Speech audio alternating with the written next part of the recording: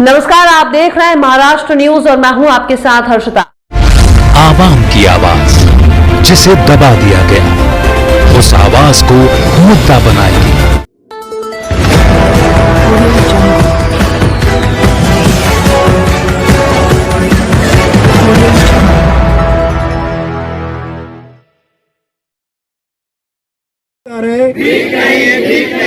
Scholarship हमारा अधिकार है, स्कॉलरशिप हमारा अधिकार है। और मेरे घर के हालात ठीक नहीं है। अभी 2-3 साल से हमको ये स्कॉलरशिप का पैसा हमारा ये सब बंद हो गया है।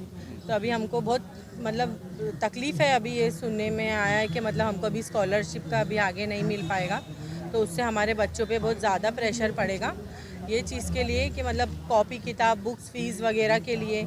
और थोड़ा हमारा एरिया वहाँ पे कैसा गरीबी इलाका है, तो वहाँ पे बच्चों की मदद तो मिलनी ही चाहिए।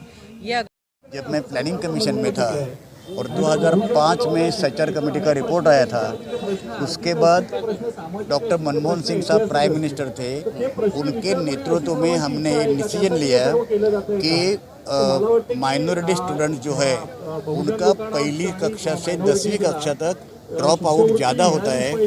वो ड्रॉप आउट रोकने के लिए उनको प्री मैट्रिक स्कॉलरशिप शुरू करनी चाहिए। तो 2006-07 में हमने प्री मैट्रिक स्कॉलरशिप शुरू की। हम संगठित ताकत से आंदोलन के माध्यम से, जैसा कि हमने अभी कहा गया है कि 1 लाख बच्चों का बम्बई में आज़ाद मैदान में हम एक आंदोलन करेंगे, पूरे महाराष्ट्र भर करेंगे, जिले जिले में करेंगे।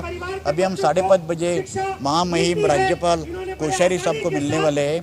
प्रेसिडेंट के लिए हमने एक मेमोरेंडम तैयार किया है और प्रेसिडेंट को हमने एक रिक्वेस्ट की है कि ये हम आप प्राइम मिनिस्टर के पास दीजिए।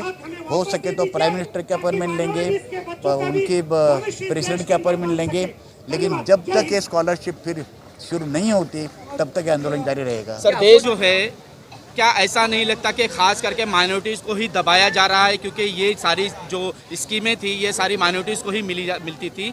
आज इस तरह की स्कीमों को बंद करके क्या माइनॉरिटीज़ को पढ़ने लिखने आगे बढ़ने से रोका जा रहा है? देखिए, एक बात तो ये ज़रूर है कि ये सरकार का जब भी हम सोचते हैं कि उनकी जो स्कीमें और जो नए नए इश्यूज़ लाती है, तो ऐसा माइनॉरिटीज़ को ज़रूर दबाया जा रहा है। लेकिन जो दूसरा तबका है समाज का, कहीं ना कहीं वो भी इसकी ज़िद में आता है, वो भी इसकी लपेट में आता है। माइनॉरिटीज़ में सिर्फ मुस्लिम ही नहीं आते, वो भी बौद्धिस्ट आते हैं, जैन आते हैं, पारसी आते हैं, क्रिश्चियन आते हैं और इस तरह के कई लोग आते हैं। तो समाज का एक बहुत बड़ा हिस्सा उसमें आता है और वो दब रहा है और उसको नुकसान हो रहा है। इसी के साथ साथ अगर आप इस तरह की बात करें तो 1 लाख से कम वार्षिक उत्पन्न पाने वाले कई समाज है जो दूसरे समाज के भी है। वहाँ पर जो मौलाना आज़ाद की जो स्कॉलरशिप थी, जिसको पीएचडी या पोस्ट ग्रेजुएट करने के लिए दी जाती थी, वो सारे लोगों को दी जाती थी, वो भी इससे छीन ली जा रही है। तो ये कहीं ना कहीं हिंदुस्तान के दूसरे लोगों को भी इसका फटका पहुंच रहा है। लोग अभी समझ नहीं पा रहे हैं, लेकिन जब बहुत ज़्यादा वक्त निकल जाएगा तो फिर तुम उनको किसी को बेवकूफ़ नहीं बना सकते। एक दिन हकीकत सामने आना है। बस सबका विश्वास और सबका साथ। लेकिन हम ये देखते हैं कि कुछ चुनिंदा, कुछ बहुत ही मखसूस लोगों का साथ दिया जा रहा है, उन्हीं को ऊपर उठाया जा रहा है। अगर सबका साथ होता, बेटी बचाओ बेटी पढ़ाओ वाला मामला होता, तो असल में तो इसका इम्प्लीमेंट पिछड़े हुए तबके में करना चाहिए था।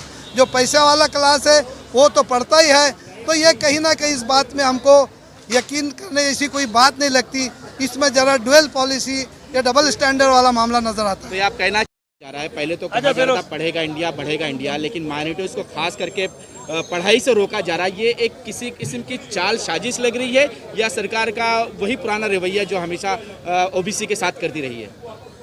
मैं समझता हूँ कि इसके पसे पर्दा प्राइम मिनिस्टर की जो आवाम से एक अपील रही है कि बेटी पढ़ाओ और बेटी बचाओ, इस अपील के ये जो फैसले हैं इसके उसके बिल्कुल बरखिलाफ़ जाते हैं। यहाँ पर ना बेटी को पढ़ाया जा रहा है ना बेटी को बचाया जा रहा है, बल्कि बेटी को बर्बाद किया जा रहा है। बेटी को जो है अनपढ़ रखा जा रहा है और बेटी को जो है आगे बढ़ने से रोका जा रहा है। तो हम समझते हैं कि प्राइम मिनिस्टर साहब को जो है इस सिलसिले में जो है डायरेक्ट इंटरवेंशन करना चाहिए, डायरेक्ट दखलंदाजी करना चाहिए और अपनी ही काबीना के कुछ ऐसे वज़ीरों को जो है उनको जो है गोशमाली करनी चाहिए, उनको रोकना चाहिए जो उनके एजेंडे के रास्ते में जो है रुकावट बन रहे हैं। तो हम ये चाहेंगे कि नरेंद्र मोदी साहब जो हैं वो स्मृति ईरानी को जो है वो लेकर बैठें और उनको जो है उनको जो है सबक पढ़ाएं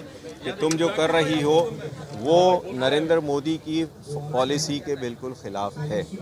खिलाफ हर मुमकिन काम किया जाएगा। पहले तो समझाने की कोशिश की जाएगी, अगर वो समझाने से काम हो जाता है तो उसके बाद जो है एजिटेशन किया जाएगा और एजिटेशन से अगर काम नहीं होता तो यकीनन अदालतें जो हैं वो हमारे लिए मौजूद हैं और इंसाफ का जो है हमें अदालतों से ही जो है